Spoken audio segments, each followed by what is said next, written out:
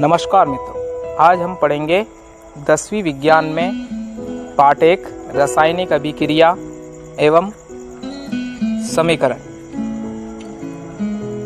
रासायनिक अभिक्रिया वह प्रक्रिया जिसमें दो या दो से अधिक पदार्थ आपस में क्रिया करके एक नया पदार्थ बनाते हैं, उसे रासायनिक अभिक्रिया कहते हैं। उदाहरण के लिए बिना बुझा हुआ चूना कैल्शियम ऑक्साइड की क्रिया जल के साथ कराई जाती है तो उत्पाद के रूप में बुझा हुआ चूना यानी कैल्शियम हाइड्रोक्साइड बनता है।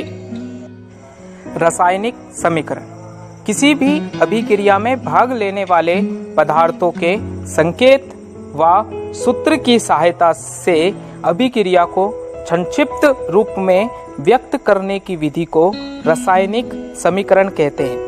यहाँ CaO कैल्शियम ऑक्साइड का सूत्र है, H2O जल का सूत्र है और CaOH2 यहाँ कैल्शियम हाइड्रोक्साइड का सूत्र है।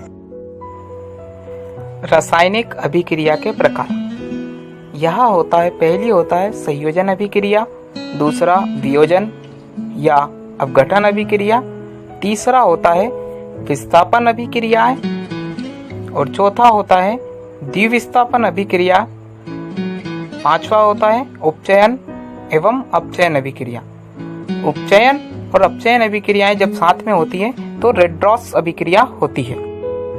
संयोजन अभिक्रिया ऐसी रासायनिक अभिक्रिया जिसमें दो या दो से अधिक अभिकारक मिलकर एकल उत्पाद का निर्माण करते हैं, उसे संयोजन अभिक्रिया कहते हैं। हम उदाहरण से समझते हैं। कैल्शियम ऑक्साइड एवं जल दोनों मिलकर कैल्शियम हाइड्रोक्साइड एक एकल उत्पाद का निर्माण करते हैं। कोयले का दहन वाले उदाहरण से समझते हैं। इसमें कार्बन और ऑक्सीजन दोनों की उपस्थिति में कार्बन डाइऑक्साइड बनती है। संयोजन अभिक्रियाओं के लिए ऊष्माक्षेपी अभिक्रियाएं उत्तरदायी हो सकती हैं। ऐसी अभिक्रियाएं जिनमें उत्पाद निर्माण के साथ साथ ऊष्मा भी बनती है या उत्पन्न होती है, उन्हें ऊष्माक्षेपी रासायनिक अभिक्रियाएं कहते हैं। उदाहरण के लिए ग्लूकोज ऑक्सीजन के साथ क्रिया करके कार्बन डाइऑक्साइड और जल और इसके साथ में ऊर्जा का निर्माण करता है। ऐसे इसके हमारे दैनिक जीवन में कई उदाहरण हैं। वियोजन या अपघटन अभिक्रिया ऐसी अभिक्रिया जिसमें एकल अभिकर्मक टूटकर एक से अधिक उत्पाद बनाता है, उसे वियोजन अभिक्रिया कहते हैं। उदाहरण के लिए कैल्शियम कार्बोनेट CaCO3 टूटकर कैल्शियम ऑक्साइड और कार्बन डाइऑक्साइड का निर्माण करता है। यह अभिक्रियाएं ऊष्मा प्रकाश की उपस्थिति में होती हैं। ऊष्मा शोषी अभिक्रियाएं ऐसी अभिक्रियाएं जिनमें अभिकारक को तोड़ने के लिए ऊर्जा की आवश्यकता होती है, उन्हें ऊष्मा शोषी अभिक्रियाएं कहते हैं। यह विघटन अभिक्रियाओं में सहायक होती हैं। उदाहरण के लिए सिल्वर ब्रोमाइड सूर्य के प्रकाश की उपस्थिति में सिल्वर और ब्रोमीन में परिवर्तित हो जाता है।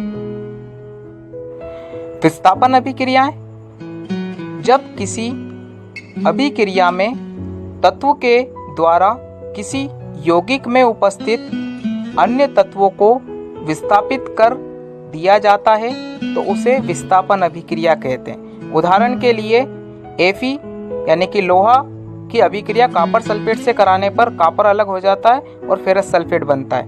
जिंक और कॉपर सल्फेट की अभिक्रिया कराने पर जिंक सल्फेट और कॉपर बनता है। द्विविस्थापन अभिक्रिया वे अभिक्रियाएं जिनमें अभिकारकों के बीच आयनों का आदान प्रदान होता है, उन्हें द्विविस्थापन अभिक्रिया कहते हैं। उदाहरण के लिए सोडियम सल्फेट बेरियम क्लोराइड के साथ अभिक्रिया कराने पर बेरियम सल्फेट और सोडियम क्लोराइड का निर्माण करता है। इस अभिक्रिया में आयनों का आदान प्रदान होता है। उपचयन एवं अपचयन अभिक्रियाएं उपचयन अभिक्रियाओं में ऑक्सीजन जुड़ जाती है, हाइड्रोजन हट जाती है, ऑक्सीकरण के अंक बढ़ जाते हैं और इलेक्ट्रॉन बाहर निकलते हैं। इसी में और इसके उदाहरण हैं, यदि कॉपर और ऑक्सीजन की क्रिया कराई जाती है तो क्यूप्रिक ऑक्साइड या कॉपर ऑक्साइड बनता है। इसी में अपचयन अभिक्रियाओं में ऑक्सीजन बाहर निकल जाते हैं यानी कि हट जाते हैं, हाइड्रोजन का जुड़ना हो जाता है, ऑक्सीकरण अंक जो होते हैं वो घट जाते हैं और इलेक्ट्रॉनों का जुड़ना हो जाता है।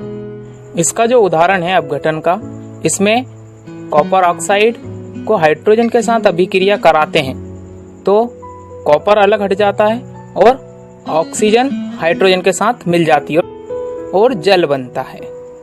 इसी में अगली जो अभिक्रिया है वह है रेड्रॉस अभिक्रिया। ऐसी अभिक्रिया जिसमें एक अभिकारक का अपचयन यानी कि ऑक्सीकरण होता है और एक अभिकारक का अपचयन होता है, उसे रेड्रॉस अभिक्रिया कहते हैं। जैसे कि इसमें कॉपर ऑक्साइड का अपचयन हुआ और कॉपर बन गया, हाइड्रोजन का उपचयन होने के साथ ऑक्सीजन जुड़ जाती है और क्या बन जाता है, जल बन जाता है। इस अभिक्रिया को तापन की उपस्थिति में करना होता है। ऑक्सीकरण अभिक्रिया में का एक उदाहरण होता है विकृत गंधिता। वसा युक्त तथा तेलीय सामग्री को लंबे समय तक रखने पर उसका उपचयन हो जाता है, जिससे उसकी गंध व स्वाद बदल जाता है। इसे ही विकृत गंधिता कहते हैं। इसे रोकने के लिए या कम सक्रिय गैस नाइट्रोजन को पैकिंग करते समय मिलाया जाता है। उपचयन का एक अन्य उदाहरण है संक्षारण।